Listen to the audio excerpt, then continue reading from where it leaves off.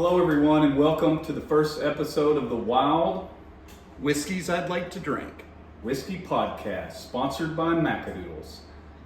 I'm Don. I'm Chris. And we are founding members of the Macadoodles Bourbon Tasting Club. So going forward, we're going to be bringing some episodes to you that will cover many things in the whiskey world, right Chris? Absolutely, Don. This first series is focused on 9 bourbons that we think you should have as the cornerstone of your bar collection. That's right. You're going to build your bar with these whiskeys that you can find at Macadoodles.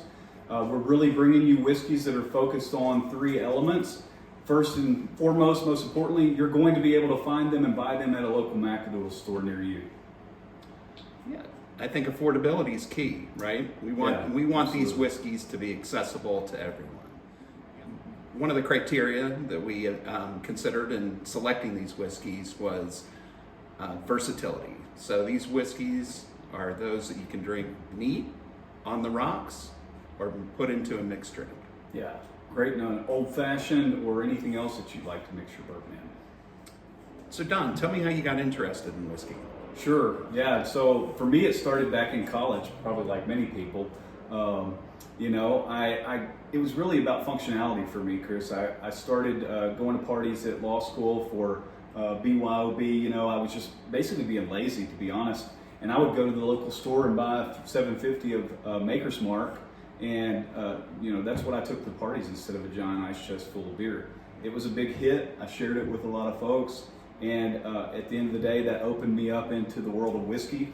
The next bottle that I purchased was Elijah Craig when they did the 12-year age-stated release, the small batch, which I think is one of the items we're going to cover. So that kind of just, to me, opened up the world, and I realized that there was a lot out there to go try, and it kind of snowballed from there. What about you? Similar story. I started drinking bourbon in college. My initial foray was in the Kickin' Chicken, Wild Turkey 101. Me and my fraternity brothers, we bonded around Wild Turkey 101. That was our whiskey. Affordable, accessible, and something that we all enjoyed. So another interesting part of our story, Chris and I actually, more or less, I think it's a little bit of a stretch, but would say met at a Macadoodles store, right? We did. It was serendipitous in that Don and I were at a Macadoodles in Springdale for a holiday raffle that they were hosting. I looked across the bar. I thought, this guy looks kind of familiar to me. From the POA meeting. Yeah. Lived in the same subdivision and met in a Macadoodles store. But it was great. We had a sincere love for bourbon. We became fast friends, spent many nights together, rating one another's whiskey collections, and it's been a history ever since. That's right. And really, being founding members of the Macadoodles Tasting Club, that's really helped us to really expand our knowledge of whiskey. The club gets together generally once a month. We taste a variety of whiskeys, for consideration to bring into the store. We also help with barrel buys. It's really given us a lot of exposure to a bunch of different whiskeys. Absolutely. So what we're going to be able to do in the podcast, like Chris said, we're going to talk about bourbons that you can start and stock your home bar with, that are going to be phenomenal drinkers that you can actually find on the shelf without having to beg and borrow and give away, your firstborn and that sort of thing. We're also going to be able to talk to you about barrels that are going to be coming in, special buys that Roger may be doing for the stores. We're going to be able to bring you suggestions for barware that you can buy at your local Macadoodles store, and just really hopefully sharing a lot of information about bourbon in general and tying that back to your local Macadoodles store to help you find the bourbon that you're looking for.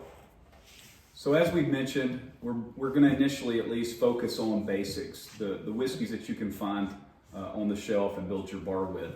But today, Roger's been so kind as to provide us with a sample of the Barrell Seagrass, which Chris is going to tell you a little about.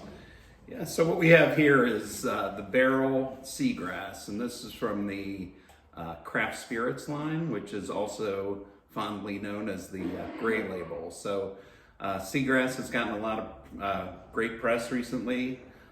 This is the higher end version, the craft spirits version. This release is 16 years old. It's bottled at 130.82 proof, so it's about 65% alcohol. Right, and what's the finish on these, Chris? It's Martinique, Madeira, and apricot barrel finish, correct? Martinique rum, Madeira, and apricot brandy. That's correct. Yeah, so I don't have too much to say about it yet because I haven't tasted it, but... Well, let's give it a try. What do you say? Yeah, let's do it. So, you know, a lot of you out there probably had the, I guess you would call it the regular release Seagrass, even though I think it is more of a limited or allocated release. It's kind of got a greenish or turquoise label. And this is just really an older, more mature version of that. They're trying to replicate it here with a little bit more maturity. So this will be my first time to taste it. And this is a rye whiskey. Absolutely, you can definitely, and the apricot comes through really clearly on the nose. It's to me, it's fresh apricot, not a, you know, not a dry or dark apricot flavor, but very bright, vibrant, a lot of flavor. Yeah, yep, I'm picking up the fruit notes as well. Definitely can tell it's higher proof.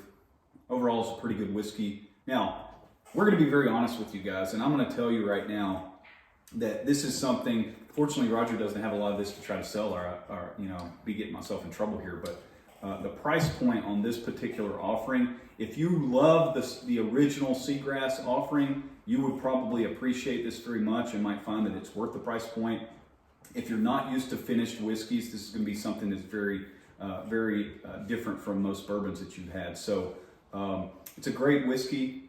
Price point is a little bit high, in my opinion, for what it is, but you know, for what that's worth to everybody out there. Yeah, I agree. It's well done. I think the flavors meld nicely together. So enough with that. Why don't we get to the first three of our top 9 to stock your bar? And again, we're talking under $35, available at your local Macadoodles, and something that's highly adaptable. You can use it in virtually any setting. Sip it neat, on the rocks, or mix it into your favorite bourbon drink. Let's get wild. Let's get wild, baby.